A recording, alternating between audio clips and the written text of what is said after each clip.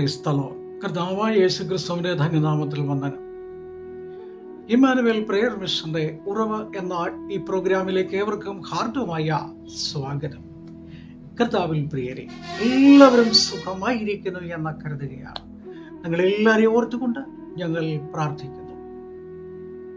കഴിഞ്ഞ ചില ദിവസങ്ങളിൽ നമ്മൾ ചിന്തിച്ചുകൊണ്ടിരിക്കുന്നത് പ്രവാചകന്മാരുടെ ദൗത്യത്തെ കുറിച്ചാണ്. ദൈവത്തിനും മനുഷ്യനും മധ്യേ നിൽക്കുന്നതായിരിക്കുന്ന വ്യക്തിയാണ് പ്രവാചകൻ. അവരെ ദൈവം ഏൽപ്പിച്ചതായിരിക്കുന്ന ചില ശുശ്രൂഷകളും ചില കാര്യങ്ങൾ പരമേൽപ്പിച്ചതുമായ അനേക കാര്യങ്ങൾ അവരത് ചെയ്യുവാനും അവർ പ്രവർത്തിപ്പാനും അവര് യോഗ്യരെന്ന് കണ്ടിട്ടാണ് ദൈവം അവരെ തിരഞ്ഞെടുക്കുന്നത്. അങ്ങനെ തിരഞ്ഞെടുക്കപ്പെട്ടതായിരിക്കുന്ന അനേക ദൈവദാസന്മാര് നമ്മുടെ ചിന്തകളിലൂടെ കടന്നു വരികയാണ്. ചെറിയ പ്രവാചകന്മാരും വലിയ പ്രവാചകന്മാരും ഒക്കെ ഉണ്ട്. ഓരോ വ്യക്തികൾക്കും ദൈവം കൊടുത്തിരിക്കുന്ന കാഴ്ചപ്പാടുകൾ, ദൈവം കൊടുത്ത പ്രകാശങ്ങൾ അതവരെ ഏൽപ്പിച്ചതുപോലെ അവർ ചെയ്യുവാൻ പ്രാപ്തരായി തന്നെ മുൻപോട്ട് കടന്നു പോവുകയാണ്. ഇന്ന് ഒരു പ്രവാചകനെയാണ് നിങ്ങളുടെ ശ്രദ്ധയിലേക്ക് കൊണ്ടുവരാനായിട്ട് ആഗ്രഹിക്കുന്നത്. അതിന് ആധാരമായിട്ടൊരു തിരുവചന ഭാഗം ശ്രദ്ധയിൽ കൊണ്ടുവരികയാണ്. യോനായുടെ പുസ്തകം 2-ാം അധ്യായത്തിന്റെ 2-ാമത്തെ വാക്യം. ഞാൻ എൻ്റെ കഷ്ടത നിമിത്തം യഹോവയോട് നിലവിളിച്ചു, അവൻ എനിക്ക് ഉത്തരം അരുളി. പ്രിയമുള്ളവരെ, ഇവിടെ വായിച്ചതായിരിക്കുന്ന വേദഭാഗം നമുക്ക് വളരെ പരിചിതമായ ഒരു വേദഭാഗമാണ്. കഴിഞ്ഞ കാലങ്ങളിൽ അനേക ദൈവദാസന്മാരുടെ അനവധി പ്രാവശ്യം വായിച്ച് കേൾക്കപ്പെട്ട ദൈവവചനമാണ്. ഇവിടെ ഒരു പ്രവാചകൻ അനുഭവിച്ചതായിരിക്കുന്ന ഒരു കഷ്ടത, അതിനെക്കുറിച്ചാണ് ഇന്ന് ശ്രദ്ധയിൽപ്പെടുത്താൻ ആഗ്രഹിക്കുന്നത്. അനുസരണക്കേടിൻ്റെ, വഴിവിട്ട് മാറിയതിൻ്റെ, വഴിമാറി സഞ്ചരിച്ചതിൻ്റെ, തൻ്റെ ചിന്തകൾ മാറ്റിയതുകൊണ്ട്, തൻ്റെ പ്രവൃത്തികൾ മാറ്റിയതുകൊണ്ട് തനിക്ക് നേരിട്ടതായിരിക്കുന്ന ചില കാര്യങ്ങൾ ശ്രദ്ധയിൽപ്പെടുത്തുവാൻ ആഗ്രഹിക്കുകയാണ്. നിനവെ പട്ടണം നാശത്തിലേക്ക് കടന്നു പോവുകയാണ്. അവിടെയുള്ളതായിരിക്കുന്ന ജനങ്ങൾ ഒക്കെയും ദൈവത്തിൽ നിന്നും അകന്നവരും നാശകൂപമായിരിക്കുന്ന അവസ്ഥയിലൂടെ സഞ്ചരിക്കുന്നവരും വെളിച്ചമായിരിക്കുന്ന കാര്യങ്ങൾ ചെയ്ത് ദൈവത്തിൽ നിന്ന് അകന്ന പ്രസാദം നഷ്ടപ്പെട്ട, അങ്ങനെ ആ രാജ്യം തന്നെ അത് മ്ലേച്ഛകരമായിരിക്കുന്ന അവസ്ഥയിലൂടെ കടന്നുപോയപ്പോൾ ദൈവം ആഗ്രഹിച്ചു ആ പട്ടണത്തെ നശിപ്പിക്കാം എന്ന്. ദൈവം അങ്ങനെ ഒരുപാട് പട്ടണങ്ങൾ നശിപ്പിച്ചതായിട്ട് നമുക്ക് കാണാം. നോഹയുടെ കാലത്ത് വലിയൊരു ജലപ്രളയത്തിലൂടെ നശിക്കുകയാണ്. അബീരം, നാദാൻ, കോരേഗ് അവരെയും അവരുടെ കുടുംബങ്ങളെയും സമൂഹമായിട്ട് പ്രകൃതിയുടെ ഒരു ഭാഗമായിട്ട് അവരെ മാറ്റിയതായിട്ട് നമുക്ക് കാണാം.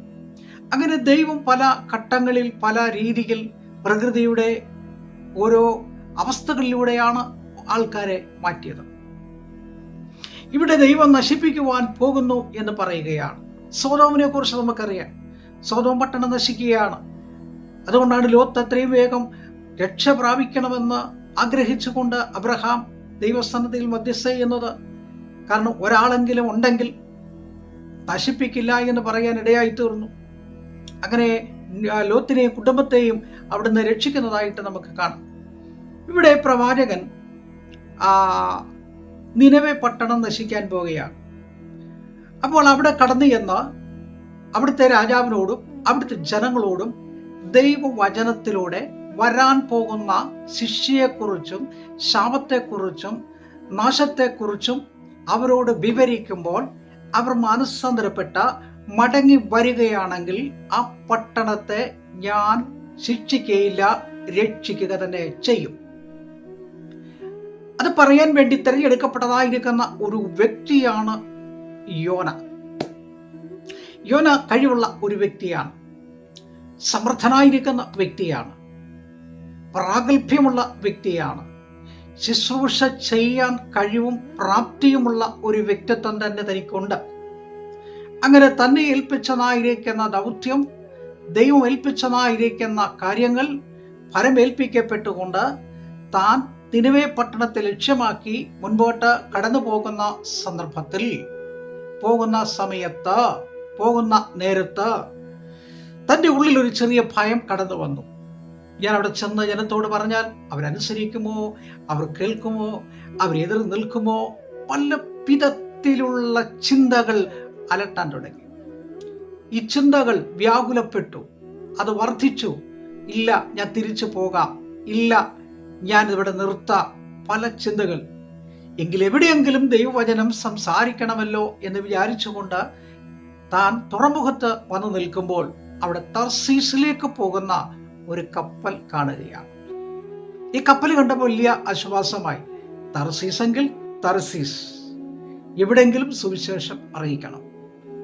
ദൈവം ഒരു കാര്യം ഒരു വ്യക്തിയെ ഏൽപ്പിച്ചാൽ അവിടെ ദൈവം എത്തിക്കാൻ ദൈവത്തിന് കഴിവുണ്ട്, ദൈവത്തിന് സാധ്യതയുണ്ട്. ദൈവം അതിനായിട്ട് ഒരുക്കും, ദൈവം വഴി തുറക്കും. കാരണം നിന്നെ ഏൽപ്പിച്ചതൊരു ദൗത്യമാണ്, ശുശ്രൂഷയാണ്. ആ ശുശ്രൂഷ നിന്നിൽ നിക്ഷിപ്തമായിരിക്കുമ്പോൾ കിടന്നുറങ്ങുന്ന അവസ്ഥയല്ല, ക്ഷീണിക്കുന്ന അവസ്ഥയല്ല, ഭയപ്പെടുന്ന അവസ്ഥയല്ല, നിരാശപ്പെടുന്ന അവസ്ഥയല്ല, മടങ്ങിപ്പോകുന്ന അവസ്ഥയല്ല, മറ്റൊരു സ്ഥലത്ത് പോകാം എന്ന് വിചാരിച്ച് നിന്നെ മടക്കി കൊണ്ടുവരും. തർസീസിലേക്ക് കണ്ടു. ആ കപ്പലിലേക്ക് കയറി ടിക്കറ്റൊക്കെ എടുത്ത് സുഖമായിട്ട് താൻ ആ കപ്പലിന്റെ ഏറ്റവും അടിത്തട്ടിലുള്ള ലഗേജ് സൂക്ഷിക്കുന്ന ഇടത്ത് താൻ പോയി വിശ്രമിച്ചു. അവിടെ നിന്ന് തുറമുഖം വിട്ട് കപ്പൽ യാത്രയായി. ഏതാണ്ട് കുറച്ച് സമയങ്ങൾ കടന്നുപോയുമ്പോൾ ശക്തമായ കാറ്റ്, ശക്തമായ കോല്, ശക്തമായ തിരമാല, ശക്തമായ മിന്നൽ, ശക്തമായ ഒരു വലിയ ആടി ഉലയുന്ന അവസ്ഥ കടന്നു വരികയാണ്. അതിലുണ്ടായിരുന്ന കപ്പിത്താനും അവിടെ ഉണ്ടായിരുന്ന സകല ഉദ്യോഗസ്ഥരും ആ കപ്പലിനെ പിടിച്ചു നിർത്താൻ നോക്കിയിട്ട് സാധിക്കുന്നില്ല. അതിനകത്തുണ്ടായിരുന്ന ജനങ്ങൾ നിലവിളിക്കാൻ തുടങ്ങി, അവരെ കരയാൻ തുടങ്ങി, അവർ അയ്യം വിളിക്കാൻ തുടങ്ങി, അവർ ദൈവത്തോട് പ്രാർത്ഥിക്കാൻ തുടങ്ങി. അവരുടേതായിരിക്കുന്ന വിശ്വാസം അനുസരിച്ചുള്ള പ്രാർത്ഥനകൾ അവരുടെ വിശ്വാസ ജീവിതത്തിൽ നിന്നുകൊണ്ട് അവർ പ്രാർത്ഥിക്കുകയാണ്. എങ്ങനെയെങ്കിലും കടലിൽ ഞങ്ങളെ രക്ഷിക്കണമേ, ആപത്തിൽ നിന്ന് രക്ഷിക്കണമേ എന്ന്. പക്ഷേ ഇതിലൊരു ശാന്തത വന്നില്ല. ഈ ശാന്തത കാണായികയാൽ അവർ വിചാരിച്ചു നമ്മളിൽ ആരെങ്കിലും കുറവ് കൊണ്ടാണോ ഇങ്ങനെയൊക്കെ സംഭവിക്കുന്നത്, അതുകൊണ്ട് നമുക്ക് നിറക്കിട്ട് നോക്കാം എന്ന് പറഞ്ഞു. അതിലുണ്ടായിരുന്ന ആളുകളെ എല്ലാം പേരെടുത്ത് വെച്ചിട്ട് നിറക്കിട്ടു. അപ്പോൾ യോന എന്ന് പറയുന്ന ഒരാളിന്റെ പേരാണ് കാണുന്നത്. അദ്ദേഹത്തെ അവിടെ എല്ലാം അന്വേഷിച്ചിട്ട് കാണുന്നില്ല.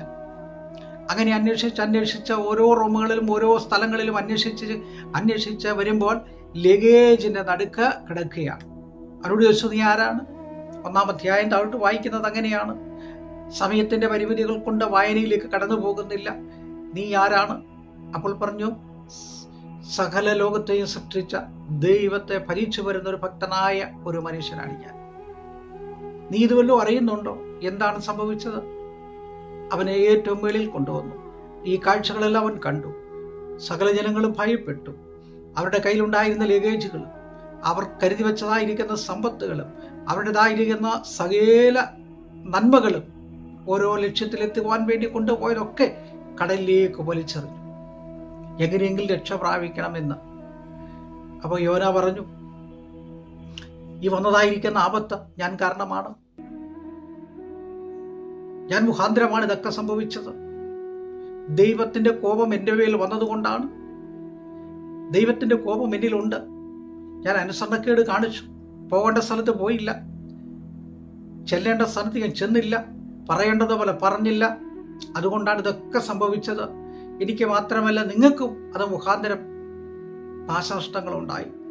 അതുകൊണ്ട് നിങ്ങളൊരു കാര്യം ചെയ്യൂ, എന്നെ കടലിലേക്ക് വലിച്ചെറിയൂ. അപ്പോൾ നിങ്ങൾക്ക് രക്ഷ പ്രാപിക്കാം. ഇത് കേട്ടപ്പോൾ ഉണ്ടായിരുന്ന ആളുകൾ അങ്ങനെ ആകട്ടെ എന്ന് വിചാരിച്ചുകൊണ്ട് കടലിലേക്ക് എറിയുമ്പോൾ ഒരു തിമിംഗലം തന്നെ വീഴുകി. ആ തിമിംഗലത്തിന്റെ വയറ്റിൽ കിടന്നുകൊണ്ട് താൻ പ്രാർത്ഥിച്ചതായിരിക്കുന്ന പ്രാർത്ഥനയാണ് ഇവിടെ വായിച്ചത്. ഞാൻ കഷ്ടതയിൽ നിലവിളിച്ചു. അതെ, തന്നെ ഏൽപ്പിച്ചതായ ദൗത്യം തനിക്ക് ചെയ്യാൻ കഴിയാതെ കഷ്ടത വന്നപ്പോൾ താൻ നിലവിളിച്ചു. ദൈവം പ്രാർത്ഥന കേട്ടു, നിലവിളി കണ്ടു. എന്നെ കേൾക്കുന്ന പ്രിയമുള്ളവരെ, തുടർന്നുള്ളതായിരിക്കുന്ന വിഷയങ്ങൾ അടുത്ത ആഴ്ചയിൽ നമുക്ക് ചിന്തിക്കാം. ജനം ഒന്നായിട്ട് ശാന്തത വന്നു. ഈ മനുഷ്യൻ മുഖാന്തരം തന്നെ ഏൽപ്പിച്ച ദൗത്യം ചെയ്യാതിരുന്നതുകൊണ്ട്, തന്നിൽ ആ ശിക്ഷ വന്നതുകൊണ്ട് മറ്റുള്ളവർക്കും സാമ്പത്തികമായ പ്രയാസങ്ങൾ നേരിട്ടു. ഒരു വ്യക്തി അനേക വ്യക്തികളുടെ സാമ്പത്തിക ഭദ്രതയെ തകർക്കാനിടയായി. ഈ ദിവസങ്ങളിൽ എന്നെ ഏൽപ്പിച്ചത് എന്താണ്? ശുശ്രൂഷ എന്താണ്? പ്രവൃത്തി എന്താണ്? ജോലി എന്താണ്? ദൗത്യം എന്താണ്? ഞാൻ കൃത്യമായി ചെയ്യുന്നുണ്ടോ? ചെയ്യാൻ എനിക്ക് കഴിയുന്നുണ്ടോ? ഞാൻ വിശ്വസ്തയോടെയാണോ? വിശ്വസ്തനായിട്ടാണോ? ആ വിശ്വസ്തത നമുക്ക് പാലിച്ചുകൊണ്ട് ദൈവസന്നിധിയിൽ വിശ്വസ്തയോടെ മുന്നോട്ട് പോകുവാൻ ദൈവം നിങ്ങളെ സഹായിക്കട്ടെ. കരുണയുള്ള ദൈവമേ, സ്വർഗീയ പിതാവേ, അനുഗ്രഹിക്കപ്പെട്ട നല്ല പകൽക്കാലത്തിനായി കേൾക്കുന്ന എല്ലാ പ്രിയപ്പെട്ടവരെയും അനുഗ്രഹിക്കണം. രോഗികളായി കഴിയുന്നവരുണ്ട്, ഭാരമുള്ളവരുണ്ട്, പ്രയാസമുള്ളവരുണ്ട്. ദൈവരെ ആശ്വസിപ്പിക്കുകയും അനുഗ്രഹിക്കുകയും ചെയ്യണമെന്ന് പ്രാർത്ഥിക്കുന്നു. ജന്മദിനം ആഘോഷിക്കുന്നവരും വിവാഹ വാർഷികം ആഘോഷിക്കുന്നവരും ഓർത്ത് പ്രാർത്ഥിക്കുന്നു. ജോലിയോടുള്ള ബന്ധത്തിൽ സ്വദേശത്തും വിദേശത്തും ഗൾഫിലും യൂറോപ്യൻ രാജ്യത്തും അമേരിക്കൻ നാടുകളിലുമായിരിക്കുന്ന അനേകരുണ്ട്. കുടുംബമായി പാർക്കുന്നവര്, പഠനത്തിന് പോയിരിക്കുന്നവര്, ബിസിനസ് ചെയ്യുന്നവര്, ജോലി ചെയ്യുന്നവര്, അനേക പ്രിയപ്പെട്ടവരുണ്ട്. അവരെല്ലാം ഓർത്തുകൊണ്ട് പ്രാർത്ഥിക്കുന്നു. എല്ലാവരെയും കർത്താവ് അനുഗ്രഹിക്കണം, മഹത്വമെടുക്കണം. യേശുവിൻ നാമത്തിൽ തന്നെ ആമേൻ. ദൈവം നിങ്ങളെല്ലാവരെയും അനുഗ്രഹിച്ച് കാക്കുമാറാകട്ടെ. ഈ വചനങ്ങളാൽ ദൈവം നിങ്ങളെ ശക്തി